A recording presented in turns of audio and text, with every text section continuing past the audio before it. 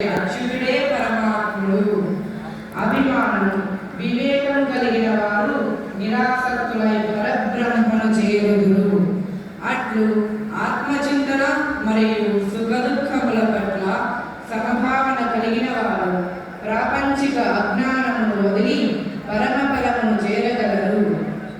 భక్తి, శ్రద్ధ, ఆత్మ నివేదనతో శరణాగతి పొందిన వారు ముక్తిని బసడి పురుషోత్తముని పొందగలరు. ఈ జగత్తుకు నేనే ఆధారము, నా నుండే జీవము ఉద్భవించుచున్నది, ప్రళయానికి నేనే కారకుడనై ఉన్నాను, వేదాంగములు నా నుండే ప్రభవించినవని తెలుసుకున్నాడు. ఇదే గీతతత్వము. ఈ గీతార్థమును తెలుసుకున్నవాడు మోక్ష పదమునందు చేరగలరు. ఈ పురుషోత్తమ ప్రాప్తి యోగం వల్ల జీవుడు కృతకృత్యుడవుతాడు. శుభం భయాత్. జై శ్రీకృష్ణ.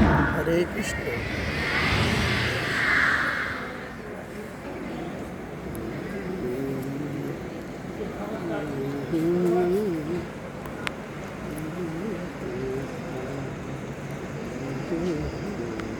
అతను ఒక అల్లపెరుగని యోధుడు.